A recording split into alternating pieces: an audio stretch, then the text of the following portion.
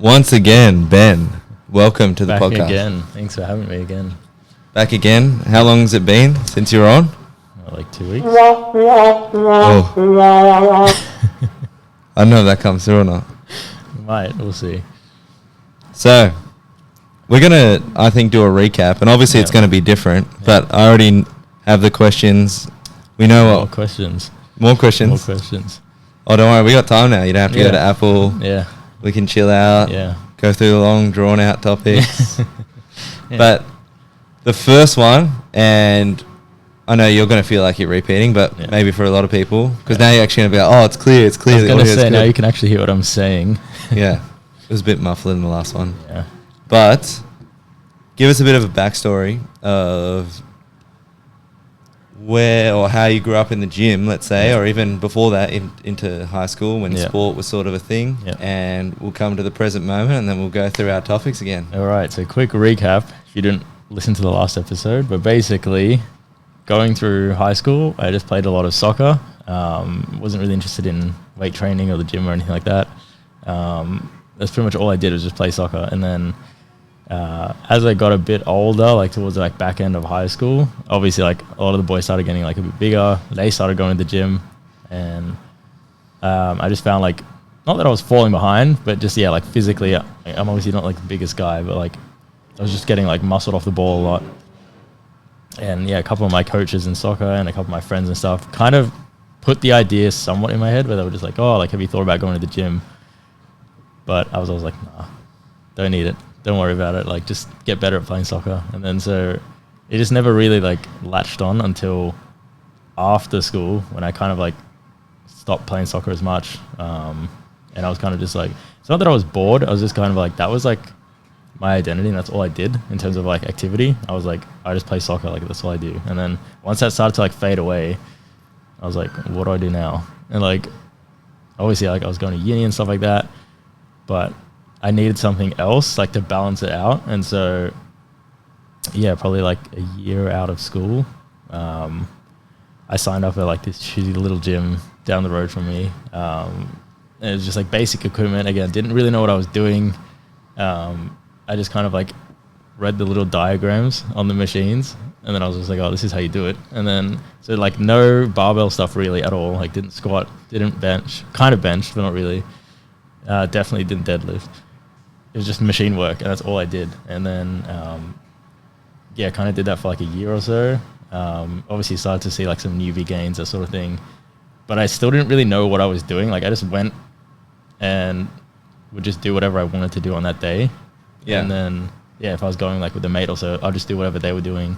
And you pretty much just use a bunch of machines until you got tired, and then you go home. Like that's pretty much the mentality. No nutrition as well, like no nothing. Like it's literally just like show up to the gym, move around for a bit, get tired, and go home. And then it works to a point. Pretty much. And then so I did that for like, I reckon like 8 months or so.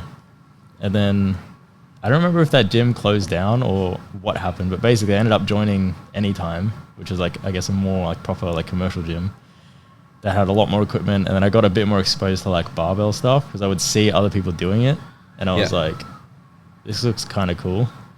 Had no idea what I was doing. Tried back squatting a couple of times, and I'm pretty sure like I hurt my back just because I didn't know what I was doing. Like no bracing, no nothing. Like squatting in like running shoes and stuff like that. And then I was like, not doing that. And then again, same with deadlifts. Like would try to deadlift, probably blow my back out, and then I'd be like, why do people do this? Like it's such a shit exercise. And then just stuck to the same like mentality I was doing before, which is just go there, like do a whole bunch of machine work or whatever. Yeah. But definitely following more of like a bro split, which is just like chest one day, back one day, so on and so forth. And then I did that for, again, probably like another year or so. And then I started to see you guys around the gym more. And I was like, every time I see these guys, they're always squatting or benching or deadlifting. Like and because I tried it before, but I was like, I don't get the appeal. Like I don't understand why this is so like important. Yeah. And like, why do these guys, like, they're obviously lifting a lot of weight and like they look pretty jacked. And I was like, I don't really see them. Obviously you were doing other stuff, but I didn't really see you guys doing anything else. And I'm out here like busting my ass on like machines 6-7 days a week to make like a tiny bit of muscle.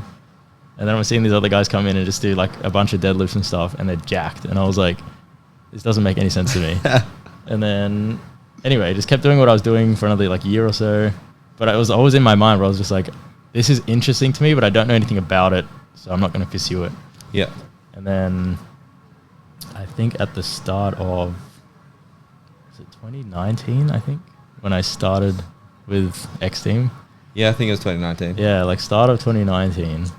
Who did you consult? Was it Brad? It was Brad, and he told me, I thought I would be signing, like training under him. Yeah. And he's like, yeah, I don't have enough time. And he had probably like, 5 clients or something.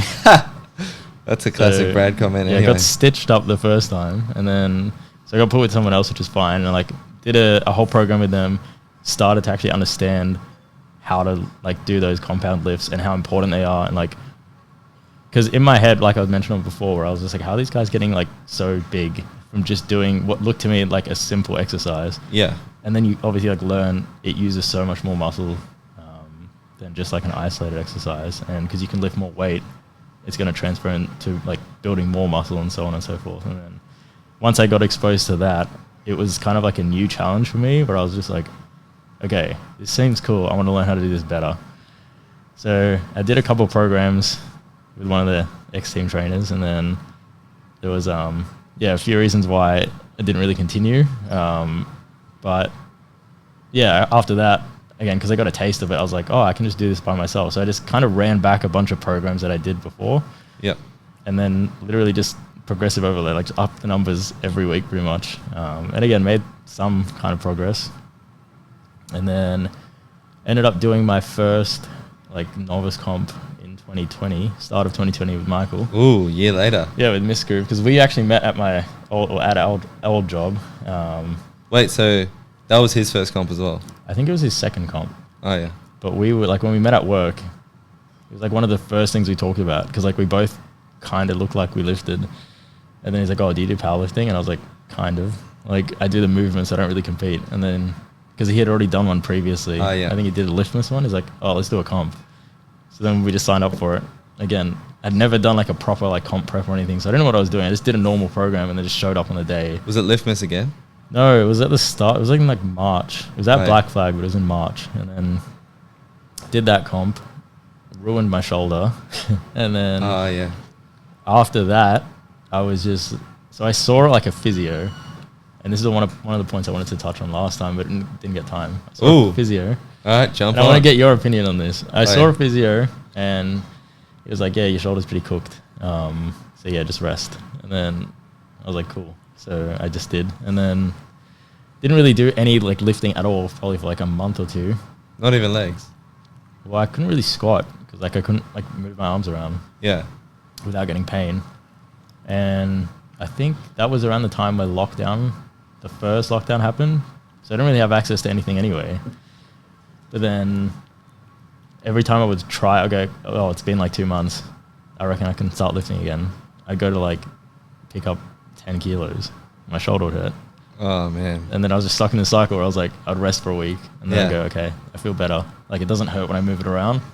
So I'd go to like pick up a dumbbell or whatever. Shoulder would hurt. Yeah. Rinse and repeat pretty much. So then when did you find that it helped? Because I'll give my opinion after I hear this part. Well, that's the thing. So I got a second opinion from someone else, different physio, I guess, who understood lifting a bit more. Yep. And he basically explained to me why I was getting pain and what was causing the pain and what I had to do to strengthen the area, like around the issue, to stop it from happening again, rather than just doing nothing. Yep. And once I kind of understood that, that's when I first started to understand how like everything's always like connected when it comes to like lifting and stuff like that. Like understanding how your body actually moves. Yeah. And if you're getting a pain in a certain area, it could be related to something else rather than just the area that hurts. Anyway, so I started actually rehabbing it a bit, and then the lockdown ended and I got back in the gym, and that's when I started again with X Team. But this time I told Brad, I was like, don't offload me to someone else. Like, I want to sign up and I want to actually get coached by you. And then at that point, I was pretty chunky because I hadn't trained for like, I reckon it was a solid like 6 months almost. Hadn't really like lifted anything. Yeah. And then Brad, you remember this, and I mentioned this last time. Pretty much I was training at any time, Castle Hill. And Brad calls me on my phone, and he's sitting in the office maybe like 10 meters away from me. And he's like, come to the office. And I sat down and he's like, yeah, you're signing up for PT and we're doing a comp. I'm pretty sure it was like states, or it was like a state qualifier. And I was like, what do you mean? Like, I haven't lifted anything over like 60 kilos in like half a year. Well, then he's just like, yeah, you can do it. Yeah. And he's like, don't worry, like, we'll do it. And I was like, oh, okay. And then I remember we did like a comp prep as my first program back. Went terribly. Not really his fault. It was just because like I hadn't lifted at all.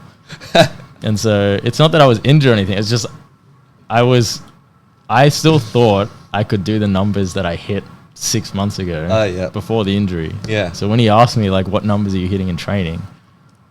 I was like, yeah, I'm hitting these numbers. But I forgot to include the part where it's like a 6-7 month gap of not doing anything.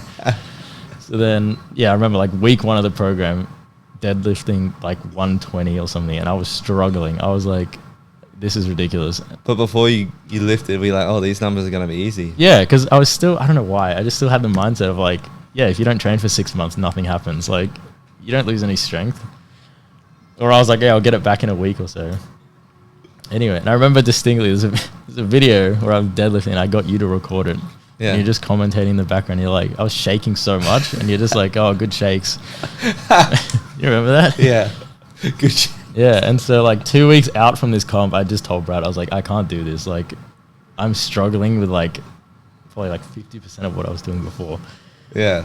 So we like pulled the plug on that and then actually set out a proper like long-term game plan of like, first of all, I want to lose a whole bunch of weight because I was just fat. And then second of all, like I actually want to like start rebuilding my strength over a longer period of time. Yeah.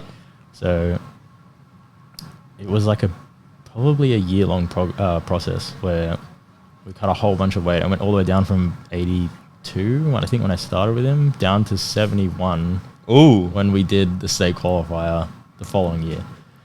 11 kilos. Pretty much, yeah. And I got my strength pretty much back up to where it was. At the heavier weight. Yeah, when I was heavier. And then from there, we kind of shifted our focus again to, okay, now we're like lean.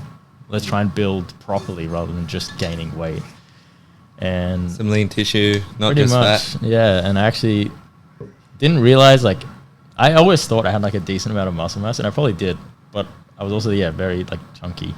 And I didn't realize that until I lost all the weight, and then I was like, I was actually just really skinny. Skinny? Like if you look at my progress pictures, when you lost the weight. Yeah, when I lost the weight down. And I'm sure like I would have lost some muscle during that process, but I was like, I told Brad, I was like, all right, now like I actually want to build back up again, but I want to do like proper like a lean build rather than just again gaining a whole bunch of weight. Yeah. And that's pretty much where we're at now. I guess another year later. I mean, a couple more injuries and stuff sprinkled in there, but a few sprinkles. We'll probably touch on that in a bit later on the podcast. But that's basically an overview of what happened. Yeah. And well, the first thing that it almost instantaneously comes up with the thought process and I guess patience that you have. And we'll touch on open-mindedness in a sec, but what's your mentality when it comes to sort of lifting and injuries, and how do you find you overcome, let's say, setbacks? Yeah. I've definitely had my fair share of injuries and setbacks and little niggles and stuff, but I think my mentality towards a lot of the time, when I was younger, and like when I first started with Brad, I looked at stuff like really short term, where I was like, I'd either get frustrated or like really emotional about it because I was like, oh, like my shoulder hurts when I do this or whatever, or like, why can't I lift the same weight that I lifted before after taking 6 months off because of an injury? And everything is just very short term, so it's very easy to get like frustrated and being like, I don't want to do this anymore. Like, what's the point? Blah blah blah. So I think part of it is like learning to look a bit more long term and like understand like, stuff's probably not going my way now, but eventually, if I stick with it, it'll eventually like come around. Whether the goal is again rehab an injury or like get stronger, that sort of thing, it's going to take some time, but it relies on you being like consistent with it. Yeah. So trying to look at things a bit more long term, but then I think another thing is also like I almost like learnt to I don't know who coined the term, but I hear a lot where people like get comfortable with stuff that's uncomfortable, where it's kind of like training like weeks on end and like doing basically the same stuff every week is probably like objectively probably not fun, but like you kind of like learn how to enjoy it. Again, it goes hand in hand with the other point, which is like, because you know this is building up to a bigger goal, you kind of fall in love with the process of doing it. And I think once that kind of clicks, you don't see it as like a bad thing anymore. You actually, again, you learn to enjoy it. You're like, okay, I'm putting like all these little bricks in place so that eventually I'll have like this big wall or whatever. Yeah. Actually, that's a good way of putting it. Yeah. It's not like, because the process doesn't really change. Like you might have new technique, new cue, new program, whatever it is. Yeah. But essentially it's the same. Yeah. And it still stays interesting for a lot of people. Yeah, I guess for like competition, but I think because how would you explain that? Like, I think another thing, and this might not directly be relevant, but I notice a lot of the time, and this is part of the reason why I made the page where I post like all my training stuff, is a lot of people, they often see like the last 5-10% of your training or like comp day or whatever, when they see you like at the pinnacle, at your peak. And a lot of the time they just go, oh, like that's what it should be all the time. And like that's what they do all the time. Like go in the gym and just like smash PBs all the time. And I tell people a lot of the time, I'm like, majority of my training's pretty boring. Like you kind of mentioned, like basically doing the same thing for weeks on end, just building up to this like peak. But because people don't see that stuff, they expect it to be fun all the time. And they expect it to be, oh, like you're hitting PBs and you're getting that buzz from like doing more weight or like doing more reps, whatever, all the time. But I'm like, a lot of the time it's not like that. So that's why I wanted to make that page, just to show people like this is what actually goes into it. And this is the stuff you need to learn to enjoy so that you can almost enjoy the other stuff more. Yeah. Because you know what went into it, rather than just showing up every single day and smashing a PB out of nowhere. Yeah. And I think it's lucky that it's sort of a compound lift where there's so much that can sort of go into making it better. And it always makes it, I have a feeling that not so much social media, but people sort of being hierarchy. Like, you know how someone has a cool car? Yeah. Then someone else like, I want to get a cool car. Yeah. Like if someone has a big squat, someone's like, oh, I want to get a big squat. Yeah. Like it's turned into that. Whereas before it used to be, do you train or do you not train? And then it was, are you big or are you lean? Or and now it's sort of molding into more of like, that's the performance side of lifting now. Like a performance car, some people don't care how they look. Yeah. They're just off the lights, they'll beat anyone. Yeah. Now it's sort of turning into, all right, who can lift the most? Yeah. I think that's true. I think also when it comes to like your goals, when I first started lifting, my goal was just to gain muscle and like get bigger and like look better and that sort of thing. And I think the issue with that is it's very like, it's hard to measure really, because it's all subjective. Like it's just dependent on how you feel. And like, it almost seems to me I was listening to a podcast similar to what we're talking about, where they were saying it's almost like a magnet with like, is it the two opposing ends or whatever, where it's like it's constantly getting pushed further away. Like the closer you get to where you think you want to be, it's like it always seems like it's further away. But the good thing that I think about like I guess powerlifting, like strength training, is like it's all like quantitative. Like there's numbers. You're like, I hit this number and then I hit like a higher number or whatever. So you can actually measure and you go, I am progressing, rather than just going, I think I look better today, but then tomorrow you still look the same, but then tomorrow you're like, nah, I look a bit flat today, or I'm not big enough or whatever. Yeah, you're so right. There's so much data. Yeah, so I think it's easier to actually like focus on it because you can put it down on paper. And I think when I first started training, that's part of the reason why I kind of fell off with that style of training, was I just got sick of it, where I was like, I'm kind of happy with where I'm at, but I'm also like, I just don't have the same fire anymore, because I just feel like I'm never going to get to where I want it to be. Yeah.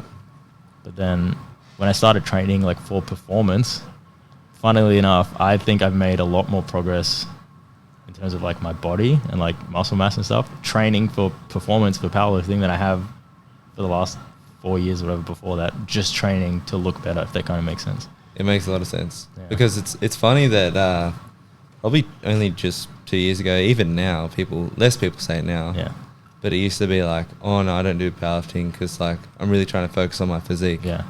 You remember when people used to say that? Because like, oh no. powerlifters used to always be like the big guys. Like they kind of look like strongmen, like just big and like big bellies. Like your goal is just get as big as possible to move the most amount of weight. Yeah. And I think, now it's a lot more, I guess, like science-based, where they're like talking about a lot more about technique and like leverages and that sort of thing. And it's like, it's evidence-backed. Like, and a lot more people are it's actually probably better if maybe you're a little leaner, have a bit more muscle mass. And I think these days, a lot of the powerlifters that I follow that are really high-end, when they're telling people who are starting out, the number one thing they always say is like, just gain muscle. Like, do a whole bunch of hypertrophy training, build like a good foundation first, and then start worrying about like technique and that sort of thing.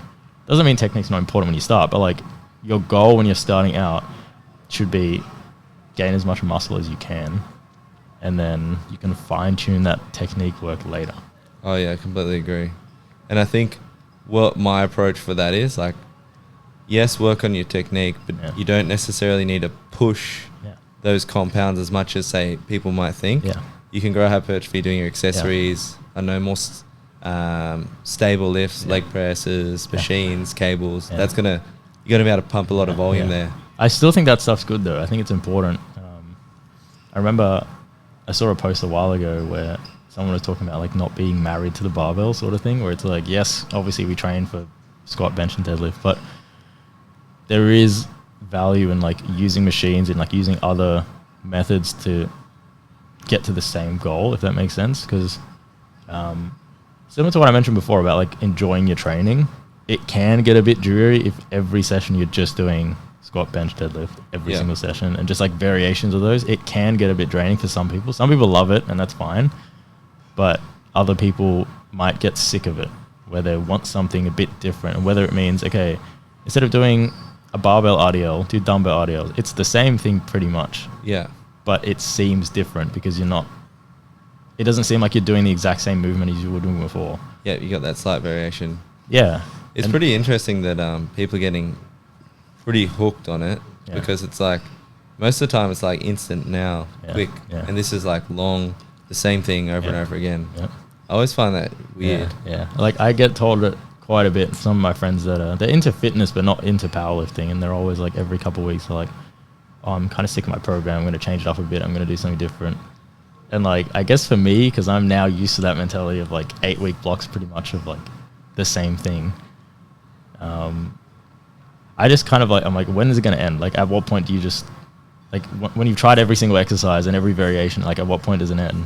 Yeah. So I think that's why some people need to learn, I guess, a bit more discipline in a degree, where it's like, it seems a bit boring doing the same thing all the time, but like if you stick to it long enough, this is how you're going to get results.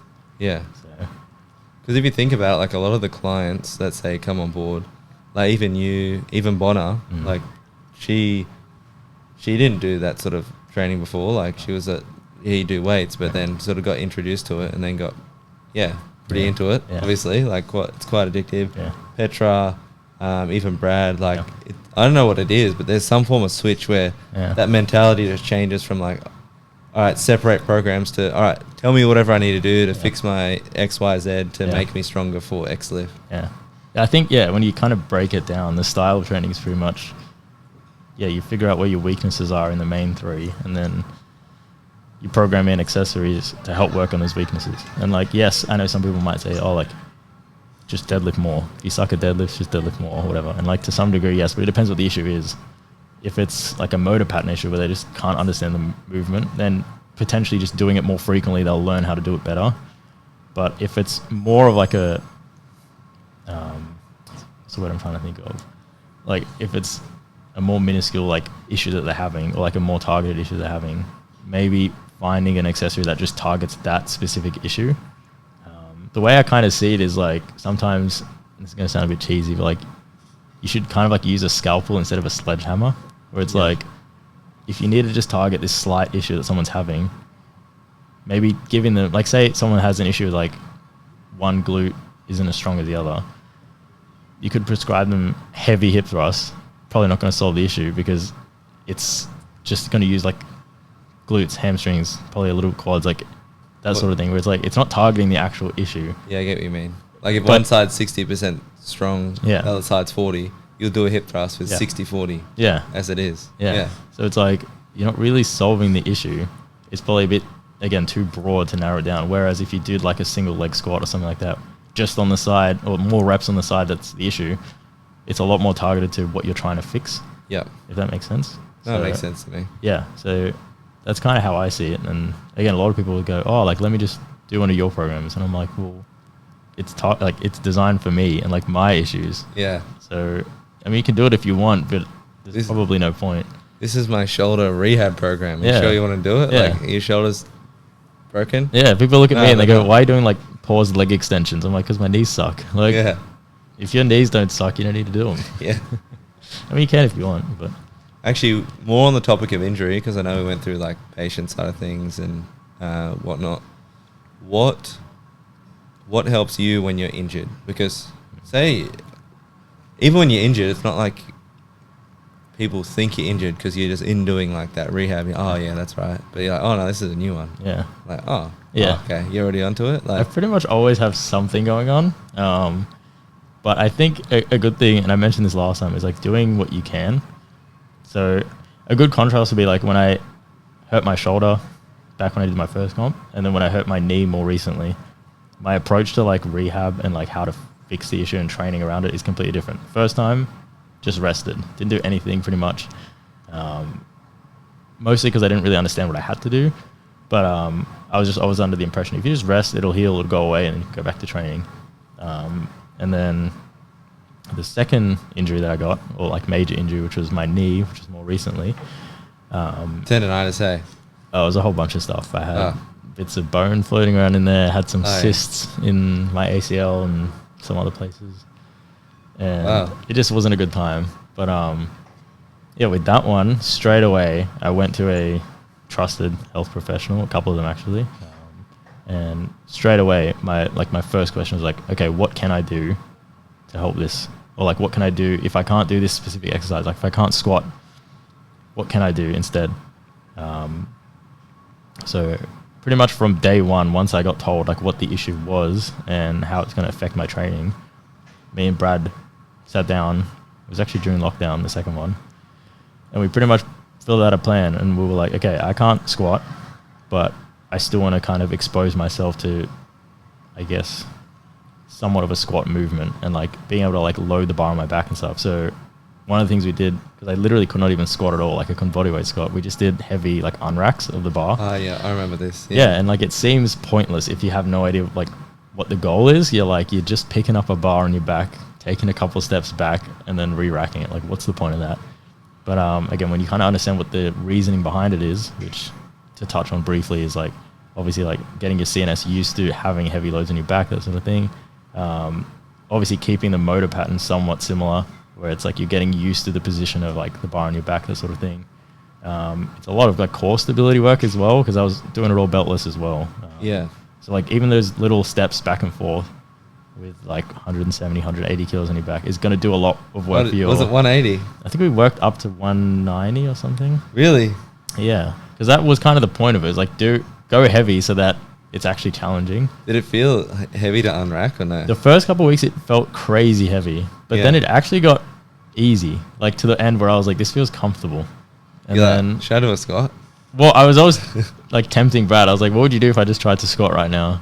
I mean, I would never do it because obviously I knew I was going to blow my knee out. But yeah, we did that. And then like I couldn't really deadlift off the floor. So we just did deadlifts off blocks, so like block pulls. Yeah. And gradually lowered the block as I felt better.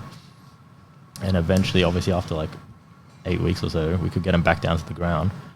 And I couldn't really leg drive on bench properly, so we tried a couple of things. We tried obviously just like Larsen press to like feet up completely, and then we tried just kind of like wedging my feet back, but not really pushing through them, just kind of like wedging them in place for like stability. Oh yeah, I've done that before. Yeah, and then sorry, like when they're back and there's tension on that quad. Yeah, it feels good on the knee. Yeah, so it was enough for me to like still get some bench work in. And again, keep me familiar enough with the movements so that I'm not going, like 6 months without any exposure to them. Yeah. And then it was just a whole bunch of like doing what we could and kind of pushing the envelope a little further depending on the pain level. Yeah.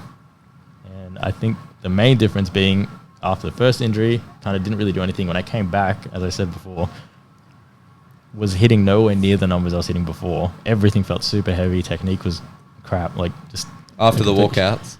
No. So this is after the first injury where I didn't do anything properly. It was just like probably the worst thing I could have done because, again, just 6 months of nothing.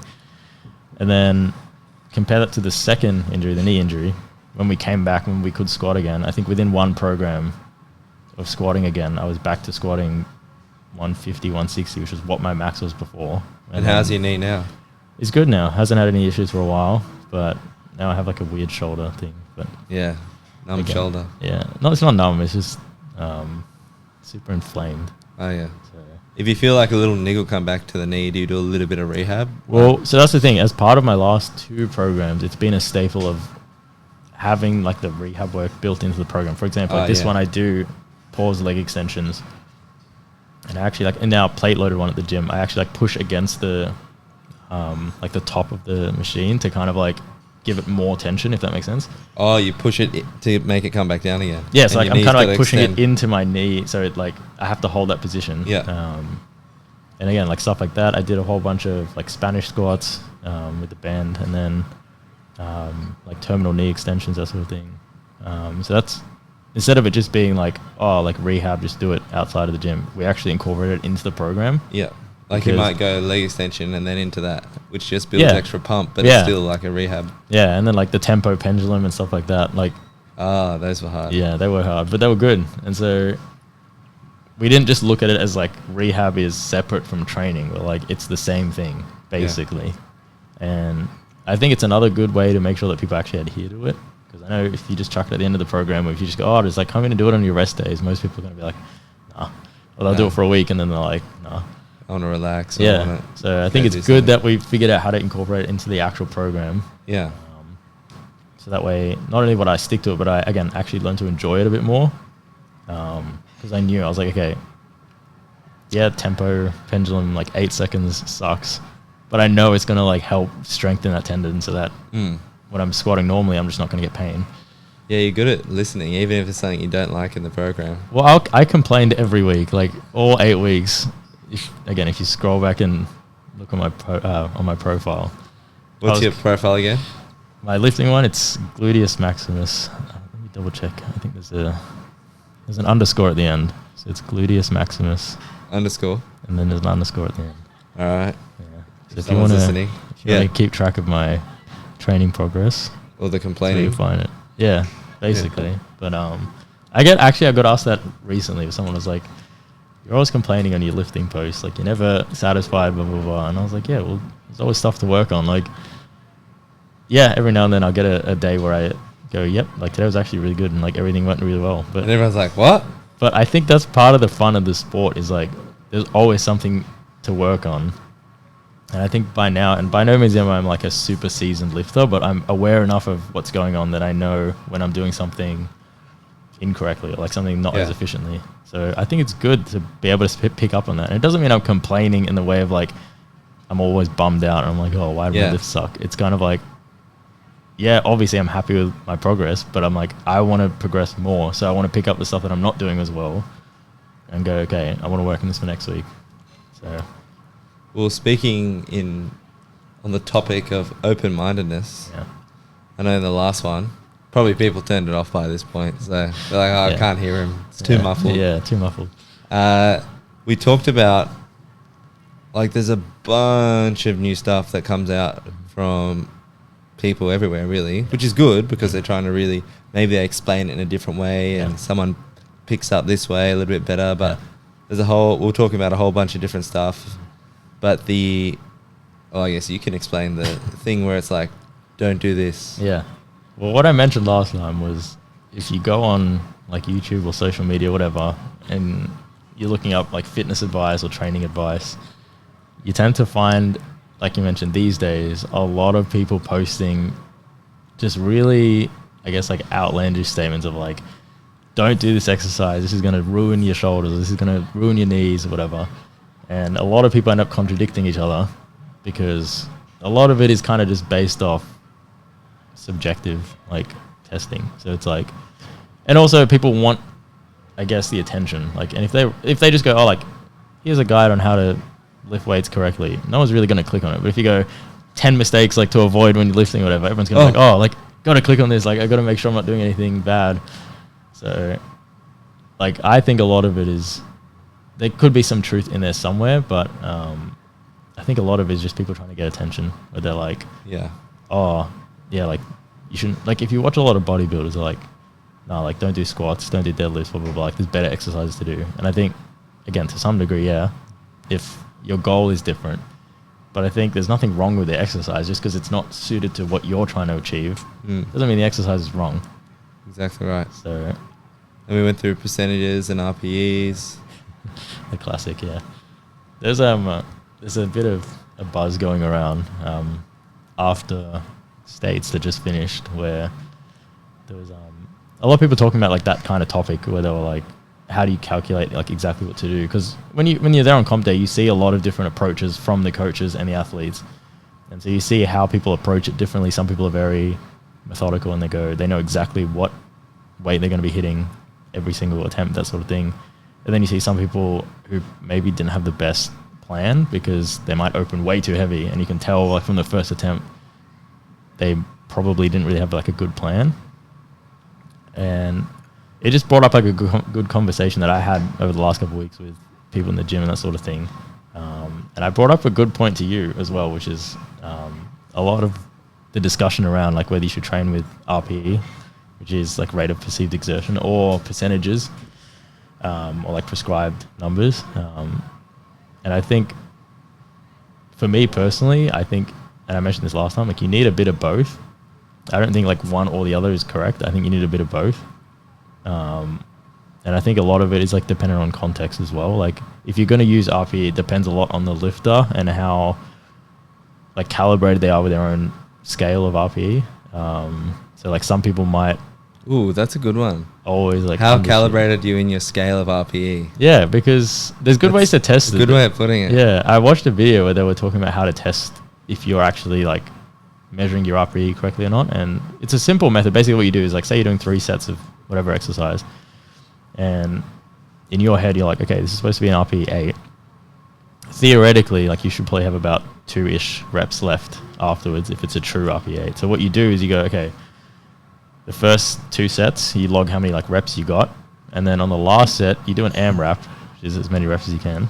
And basically if you get an extra 2 reps, 2 or so, like say 2 to 3, then yeah, you're like, that was a true RPE 8. But if you blow it out and you get 10 more reps, you probably undershot what your 8 was. Or if you don't get any extra reps, you probably overshot. Does that kind of make sense? It does. You know, one time I got that 2 years ago.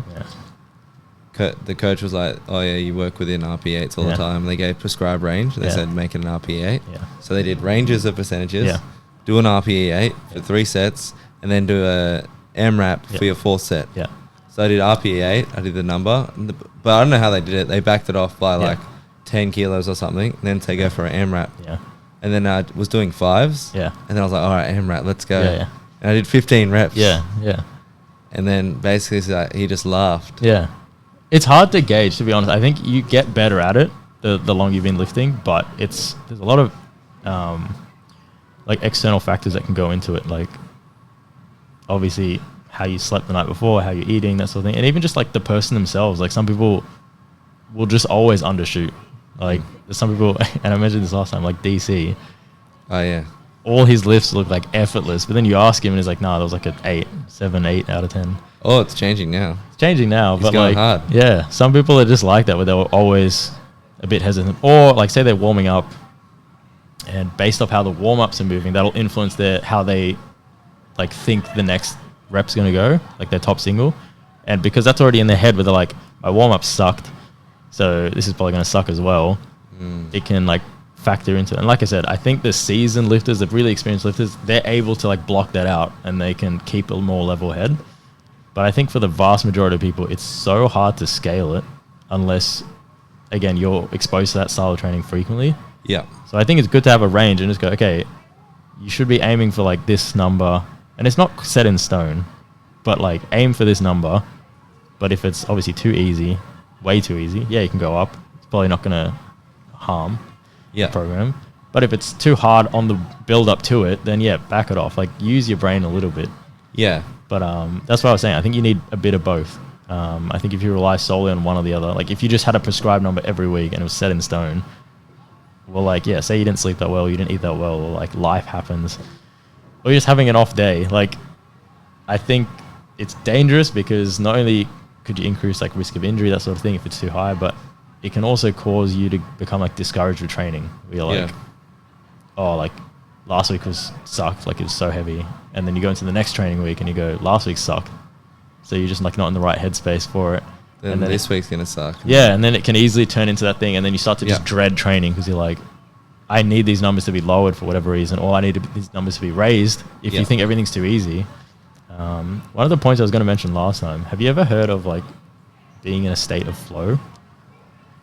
Sort of. Yeah. Like when everything's just going right. Yeah, basically there's a, if you guys look this up, if you just go on Google Images and just type in like state of flow or like flow diagram or whatever, basically there's like two axes, and on one of them it's like the challenge or the stimulus, and then the other one's like your skill level. Yeah. And the flow state is like literally almost like a 45-degree angle in the middle, where it's like your skill level matches the challenge that's at hand. So for example, say it's through training. If your training's too easy, you'll go into boredom because the challenge isn't up to your skill level. Yeah. So you get bored because you're like, this is too easy, I don't want to do this anymore. But if it's too hard, you go into like anxiety and stress because you look at your program and you're like, how am I going to hit 200, 300, whatever, like whatever the weight is. Because you're not at that level yet. So it's too high for you and you go into anxiety. And so I think the best way to program for people is to keep it somewhere in that range. And obviously periodically you got to like push people out of their comfort zone a little bit, but the vast majority of the training should be within that flow state, which means they'll actually probably more than likely like stick to it and learn to enjoy it because it's not too much, but it's also just enough that they don't get sick of it. Yeah, I guess it is more so those emotions as well. Because if you could push someone and even if they get the rep, they're like, wow, that was crazily hard and it's heavier next week, so how am I going to do it? And that maybe fear or not sureness comes into play, and then they're not as focused, so they don't do as well. Yeah, and you see this, I think you see this at comp as well. Like some people, it's the same environment for everyone. Like you're there, there's the same people in the crowd, there's the same judges, it's the same event. Some people under that pressure, they go like, it almost like fuels them and they almost like overperform because they can harness that into like hype or whatever, and then they can perform at their best. Some people, again, same environment, but they just kind of crumble where they go, too much pressure, like I can't deal with it, blah, blah, blah. And so again, linking back to the previous point, they might think that, say their opening attempt, it might move well, but in their mind they're like, no, that was so hard, like it was so heavy, blah, blah, blah, because of all the other factors that are playing into it. Yeah. So I think, yes, it's important to obviously gauge what you're feeling and how you feel something moved or felt, but I think it's good to have more of like a objective number or like an objective goal. Yeah. And again, I think neither of them are set in stone. You got to use both of them together. And another thing is like simple things like film your training. Like this happened to me just the other day with squats where like I didn't feel great at all. Like I felt tired. Doing my warm-ups, I was like, this doesn't feel that good. But again, we still had like a target number that we wanted to hit that day. And we got it. And again, I look back at the video and I'm like, yeah, that was probably around like an RP 8.5 maybe, which is what it was meant to be. Probably felt in my mind probably like a 9.5. Like it felt slow and grindy, and I felt like my form was all over the place. And again, I went back and watched it. And also like watched it a little later as well, like when you're a bit more, I guess, like emotionally removed from it, if that makes sense.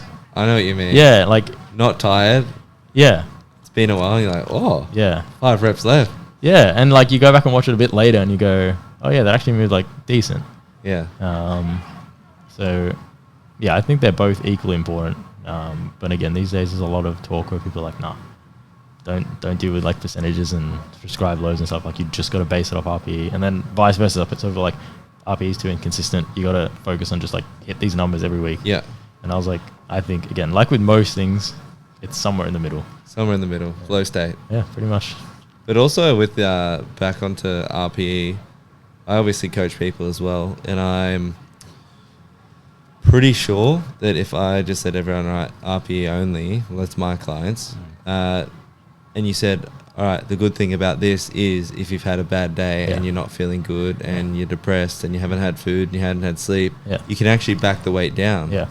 But even if they didn't do that and they did the weight, they would have still never been able to get it, and they were actually in a physically good state to do it, then they potentially missed out on that. It's not... Possibly. And I think that's like the main argument for is, like you mentioned, it's to control the variables outside of the gym. So it goes, if you had like all these bad external factors, you can still train to like where you feel like you're being challenged enough. But like I mentioned previously, it does depend a lot on the person. So like it could end up being like a slippery slope where someone just goes, they'll start nitpicking at any little external factor that could affect their training. They go, I got to back it off this week because, I don't know, like I had 1 liter of water instead of 1.5, or like, I didn't have my full breakfast. I ate like 1 muffin less, or whatever it is. English muffins. 1 English muffin less, or ran out of peanut butter, so I didn't have my peanut butter in the morning, so I can't train today. Like I'm obviously not saying that that's what happens, but it can get into that point where people are so fixated on, like how exactly do I feel today? Like if I'm even like 1 degree off, like is this going to affect my top set? Blah blah blah. Yeah. So I think, and we mentioned this with the last podcast, was like they're all tools that you can use. I think as a coach, your job is like figure out how the client kind of reacts to that sort of thing. If you think that they're level-headed enough and they can kind of deal with basing their training off how they're feeling, then I think RPE could be a good option for them. But if it's someone who from week to week, they're kind of a bit all over the place, sometimes having that more structured approach of like, you have like this number, like this range to hit. Obviously, if you feel worse or better or whatever, you can change it around a bit. But I guess the biggest thing about coaching is you get to learn someone so much as well. Like Brad would know how certain things are, and you communicate to him quite a lot as well. So it's not like, oh no, like fair enough. He might be in a session when you're doing your session, so you can't get that feedback straight away. But human beings don't change too much from week to week. Like he knows pretty much every session, every Monday he comes in and he goes, how you going? And I'm like, tired. But he knows that like I'm kind of always going to say that. Yeah. It doesn't mean he has to panic and go, let's drop the weight because he's tired today. Same thing again. Like this week I hadn't really slept that well, but I told him, I was like, I feel like I'm up to like the challenge. Obviously I didn't feel the best, but I knew I was at least within, say, half an RP, if we're going to use that, of like where I could be. Does that make sense? Like I knew, I was like, I can still probably hit the 165 or whatever. It might be a little harder than it should be, and I might have to dig a little deeper, but I know it's not because we're like overshooting the numbers. It's just because I had a shitty sleep for the last couple of nights. Yeah. So it doesn't mean we're like derailing the whole program, if that makes sense. And I think you mentioned this kind of previously, where you're like, sometimes people potentially drop the weight and miss out on, like, I guess, progress in some degree. And I think that's why some people don't like percentage-based training, because they're like, what if you feel really good on a day, but you're only told to hit a certain weight? And I was like, okay, potentially say it's like a 170 deadlift or whatever, 180 deadlift. And you've done it before, but this time you're supposed to hit it at like RPE 8. So I guess if you just focus on the number and say it moves really, really quick, I think that's still progress. Like you don't necessarily have to have gone up to like 185, 190 even, just because you're like you felt better. Doing the same weight for the same rep but moving faster is still progress. Does that kind of make sense? But I think people get almost fixated where they're like, but you could have gone higher. And I was like, yeah, I could have. And it could have moved the same. Top sets. Yeah, it could have moved the same. Like a 185 could have moved the same as the old 180. Yeah. But it's, in my mind, I'm like, it's the same as just hitting 180 faster, because you know, okay, well, if I hit this faster than I did before and like better technique and stuff, I've made progress. You don't necessarily have to be fixated on like the top end number. Yeah, I get what you mean. Plus top sets, what's it for? Keep neuromuscular adaptations happening, getting used to heavier weights, learning technique at heavier weights, and then the volume work is obviously where a lot of the work gets done. Again, and it's happened before where it's like I feel really good, but then I might misgroove a top set. Yeah. And it moves really slow. It's not moving slow because I'm tired. Yeah. or because it's like a harder RPE. It's just because I messed up the technique. Well, where do you get this sort of really mega open-minded sort of thought pattern? Because a lot of people are sort of like, either one, actually not many people are self-coached these days, but either one, they just push out what only their coach says and don't talk about anything else.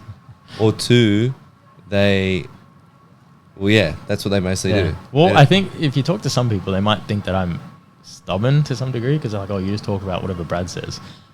And I was like, well, me and Brad talk about different things, and I give him ideas and he gives me ideas and we work it out. So to some degree, what Brad's telling me, I tend to stick with because it's what works for me, because we've already had that discussion about should we do it this way or should we do it that way internally.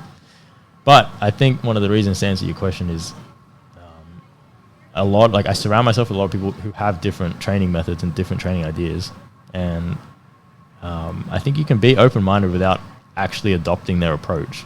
Because like someone else, say like Michael, obviously has his ways of training and his techniques and stuff, and he's made a lot of progress doing that. So it's not fair for me to be like, no, that doesn't work. Yeah. Like it might not work for me, but it obviously works for him because he's made progress with it. But I think that also goes the other way, where it's like you can still be open-minded and say, yeah, I understand that this works for you and like that could be good, but it just doesn't work for me. And it doesn't mean I'm being closed-minded. It's that I've tried it and it doesn't work for me because of like biological reasons or whatever. Like it's just, we're built like different. We have different leverages, that sort of thing. One of the most recent things we were talking about, me and Michael, we weren't arguing about it. We were just discussing about on bench, about like retracting when you're setting up a bench. And similar to that point is about like leg drive as well on bench. So you'll have some people that say, oh, like when you're trying to produce leg drive on bench, you should almost do, have you heard of like the dynamic approach and then the static approach? No, you have to basically what they mean is like some people when they do bench press, they kind of use, say like, I don't know exactly what the number is, but like a portion of their leg drive at the start. And then once they get the bar to the chest on the kind of press motion, they increase the amount of leg drive. So it's a bit more dynamic because it's not the same amount. But then other people say, no, just like lock in your leg drive from the unrack and then just hold it for the whole rep. Yeah. And again, is one right or wrong? I don't think either is right or wrong. I think it depends on the person.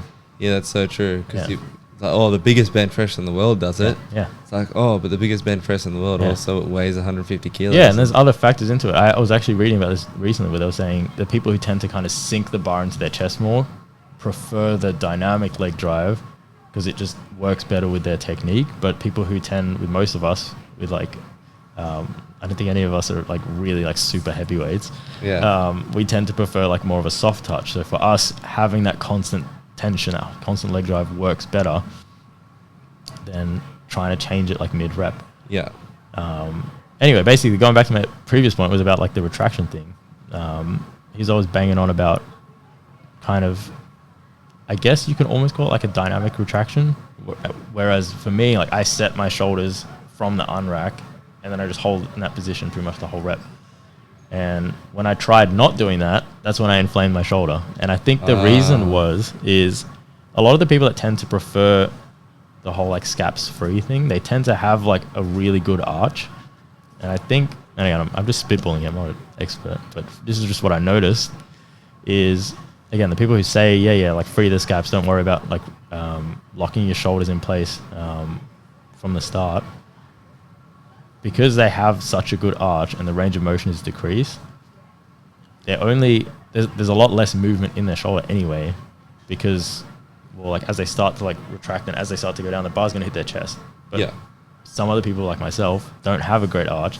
Yes, for the first portion of the lift it's fine, but then at some point there's just going to be too much movement. Like in order to keep the bar coming down to the chest without retracting as much as I can, I'm going to have to almost like protract. Yeah. Which is what aggravated my shoulder. So again, and I've noticed this just from like watching a whole bunch of different lifters. Some people that have really, really big arches and can hold it. And one of the points I was reading about was I was saying that in some degrees, too much retraction, if you have a really big arch, can actually limit the amount of like extension you can get in your spine. Which again, if you're a really big arch bencher, your goal is to get as much extension as you can. Yeah, through the thoracic. So it makes sense not to retract as much. Yeah. Because you're going to take away from essentially what your like skill is, which is getting your chest like as close to the bar as possible. Other people like myself, I don't have that mobility. Yeah. So for me, it's more important to hold what I can get. And the easiest way for me to do that is by locking my shoulders back as hard as I can from the start and then just holding that for the rep. And I've experimented with both. And I tried the whole like scaps free thing and I just ended up pissing my shoulders off. Yeah. So I was like... That's a good point. And it was at that range, pretty much from like about an inch off my chest, that I was getting crazy pain and instability. Yeah. And again, this is just me kind of connecting the dots. This could be completely wrong, but basically just me connecting the dots is from what I've noticed is a lot of the people preaching it, that's their advantage, is that they can get away with it because they have that really high arch. So it's not in that zone where it becomes, I hate to use the word like dangerous, but like it's not in that range where there'll be too much movement in the shoulder. I think you mean like as you're coming down, like they don't have to come down all this way. Yeah. It's sort of like here. Yeah. So there's already a bit more health through that shoulder. Yeah. Whereas the further back you come, the sort of more forward that shoulder wants to pop. Yeah. Yeah, I get what you mean. So again, that's one of the reasons why I just don't adopt that approach, is because I'm like, I've tried it and it doesn't work for me.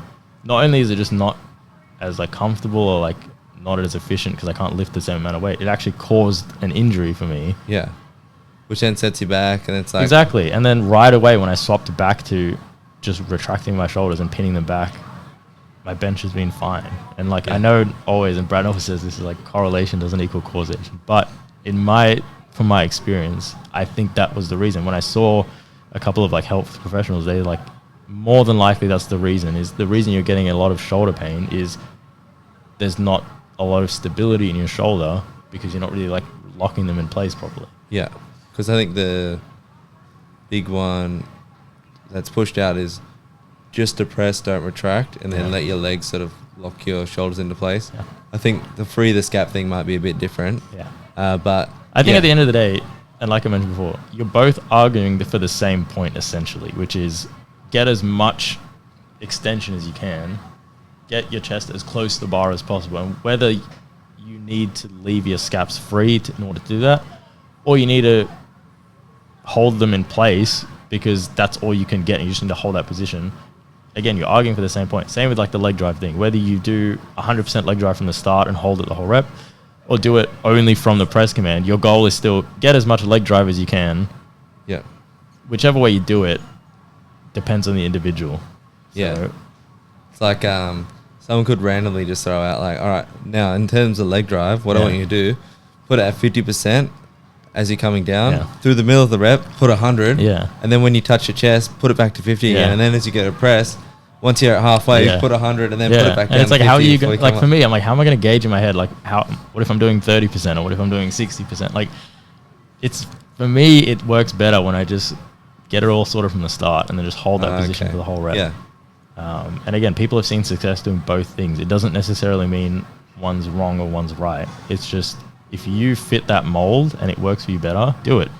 And would you still be open to, say you improved your mobility and your thoracic still high, would you be still open to, all right, now maybe that tactical biggest thing to answer your question, you led into this perfectly. Back when I was benching before, and we were always taught, like, get your feet as far back as possible because it'll help create more of that arch. And you can kind of hold it in place a bit better. You don't have to worry about your feet slipping out, whatever. You'll notice these days there's a greater shift towards pushing your feet out further forward. Like over 90-degree knees. Yeah. Or like at least at 90 degrees rather than getting them cranked back as far as you can. And so this is one of the things. When I first started with Brad, my mobility was worse than it is now, pretty much flat back bench. So in order to get even the tiniest bit of an arch, I had to crank my feet back as far as I could. Even at one point I was benching in squat shoes to just get that extra little bit further back. Yeah. But as it improved, now if you watch my videos and stuff, I've adopted more of a feet forward, not necessarily fully forward, but like at least 90 degrees or if not a little further forward.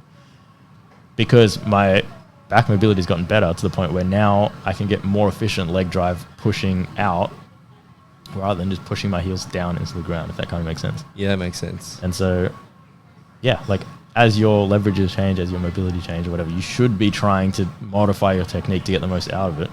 So I think that's probably part of the reason why I'm a bit more open-minded towards it, because I'm like, yes, this might not work for me now. You might meet me again in a year from now, and I might be like, scap's free, blah, blah, Free blah. those scaps. Yeah, and like, it could bring success to me if I'm at that point. Yeah. But right now, it's not. So, and it's not me saying that it's wrong. It's just like, I've tried it, it doesn't work for me.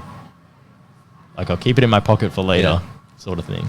That's so true, actually. Like, mobility, stability, strength in certain areas, injury, like, all those things are probably going to impact how well someone can implement given advice, right? Yeah. And it's like, also, I guess also as a coach in some degree, like, if you can almost like screen the client first and you can go, okay, this guy is a lot more glute dominant and hamstring dominant.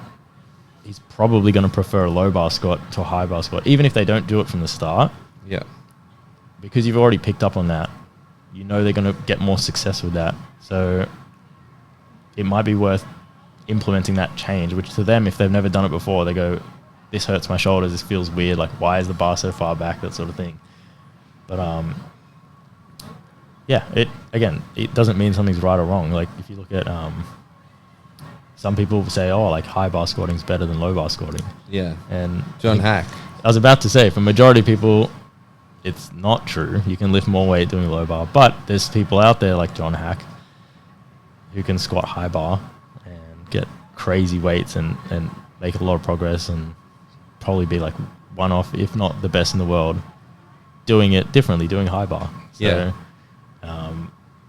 it's the same as the whole like sumo conventional, blah, blah, blah. Like, there's so many different ways of doing the same thing. I think, again, go to any comp, watch the whole flight. I don't think any two people are going to lift all three lifts the exact same as someone else. The exact. Yeah. So like someone might have similar squat, but then their bench is different. Yeah. And then Or like their feet might be really close together, really far forward, or really close together, further apart, or further apart and really far back, or like pretty much any of those. They might have high arch, low arch, that sort of thing, like wide grip position, more of like a close grip position. There's so many tools that you can use. So I think you should be trying to experiment with all of them and figure out what works for you. Yeah. And if something doesn't work for you, it doesn't mean it's a blanket, no, it doesn't work for me at all. It's never going to work for me. It's like, okay, this doesn't work right now. Maybe later on down the line, like you mentioned, if you improve your mobility, improve your technique, that sort of thing, might be worth exploring it, say in the off season or whatever. Explore with like a different technique and go, oh, this might actually feel a bit better. Or like, say if you're plateauing on a certain lift or whatever, maybe changing your technique up to something that previously you thought was like wrong or like didn't work for you might be the answer to like breaking through that plateau. Yeah, no, that's a good one. So you take the tools, keep in the pocket, ready to go. Yeah. Well, still on the term of open-mindedness. So you know how you're at the start and then you're like pumping 6 days a week, 7 days a week. Yeah. Oh, barbells. Once again, barbell squats hurt my back. Yeah. Someone's like, no, they're really good. And Yeah. you're like, no, they're not. They're Yeah. bad. Yeah. Just fold in half every rep. Yeah. And I asked you last time, what's your advice to someone that's sort of in that situation? Because I know there's quite a few people, even that I know, that are sort of in that situation. Yeah.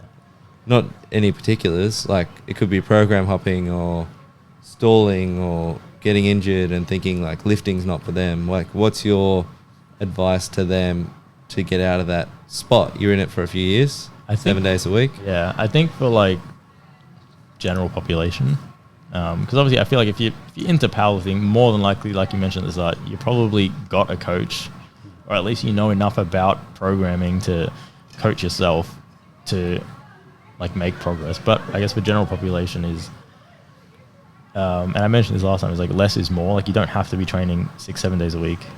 You don't have to do 2-hour sessions and absolutely like trash your body. It goes again back to what I said before about the whole like flow state. A lot of people go in and they go, nah, if I like, in order to work out efficiently or to work out properly, I need to like feel the burn. I need to like destroy my body pretty much. Otherwise I didn't do anything. Yeah. And a lot of the time it's too much and they go into like stress and anxiety because of it, because you then have to tell them, okay, look how sore and like achy and everything you are now. Now go and do it again tomorrow, and then do it the day after that, and then do it the day after that. They're probably not going to stick to it. Yeah. So pull it back a bit and get it in that sweet spot, and then do things that you enjoy. Like, you don't have to be pumping like heavy weights all the time if you don't enjoy doing it. Like, do maybe 2 or 3 like weight sessions a week, and then if you want to go for a run or go for a swim or whatever, Yeah, that's right. you can do that. If, like, you're still going to make progress just because you're not in the gym slamming weights 6 days a week. You can still build muscle. You can still like improve your body, that sort of thing. And look, if you then want to take it further and you go, okay, I actually want to like pursue this goal more seriously, then get a coach and get like a structured program, that sort of thing. Yeah. But in terms of like just general population, just like pull it back a little bit and just focus more on consistency. Like, you'll make progress if you just stick to it long enough. Like, there's no crazy like hidden secret or hidden like trick to 6-pack shortcut. Yeah, and like touching on that point, I remember back when I was young and I was watching all these like YouTube videos and stuff, and yeah, I don't know what the fixation with is, like feeling the burn with stuff, because I've seen some things online, like on like Instagram and stuff, all these like fitness influencers posting these workouts. They're like, oh, it's like a 15-minute workout you can do at home and like you'll feel the burn. I'm like, well, you feel the burn with anything. Like, if I told you to put your arm in the air for 20 minutes, Yeah, just you'll feel the burn in your shoulder. So that's how you do it. Just Yeah, get I mean, that it's burn. like, you're not really doing that much, to be honest. Yeah. So I think you should probably invest in like a gym membership, and then, like I mentioned at the start, majority of the machines have a little diagram on it. If you don't know what you're doing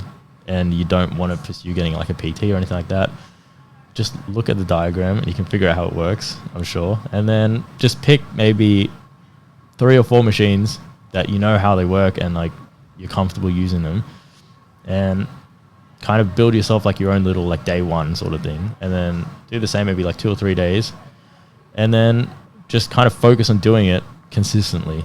And consistently doesn't mean like 6 days a week, but say at least every week, 2 or 3 sessions a week, for like say 30 minutes, 40 minutes. Like, it doesn't need to be anything more than that. I feel like when you get to that point where you've gotten that buzz from the workout, where you actually feel good, that should be the point where you kind of like call it quits, rather than pushing it too far where you get exhausted and you're like, Yep. I'm too tired, I'm too exhausted, because then you're like, I have to do this again tomorrow. Won't train tomorrow. Actually, Yeah. didn't train tomorrow. No, Yeah. this week. It's all good.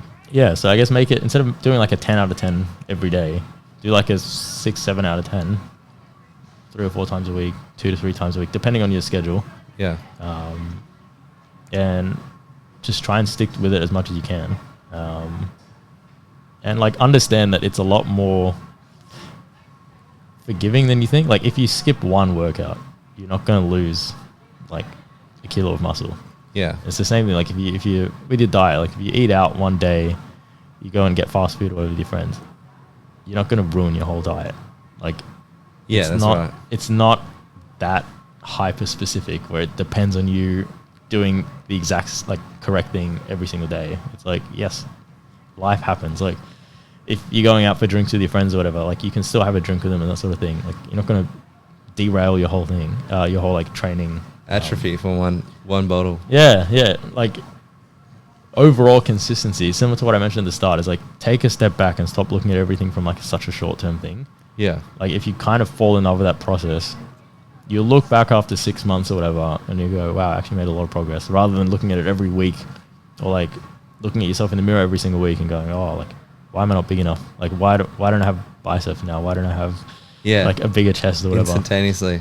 Yeah, it's like, just stop focusing on it for a little bit, and then just get in the habit of being consistent, and eventually like you'll start to see more progress. And then I think once you get that like buzz from the progress, that's what drives you to keep sticking with it.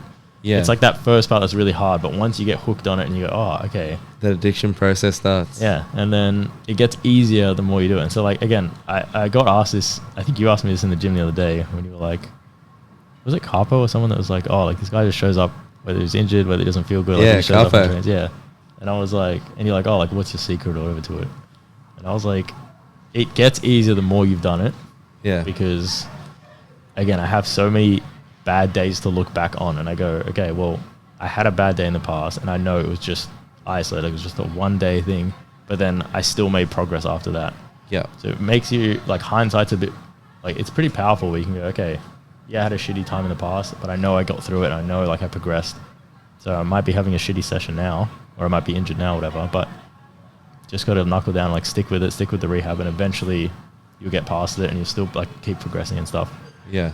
So it does get a bit easier. So I know it's a bit of a cop out because a lot of the people that are starting out are like, well, how do I get like discipline? How do I get consistent and stuff? And I'm like, you just got to stick with it long enough, and it will come. Yeah.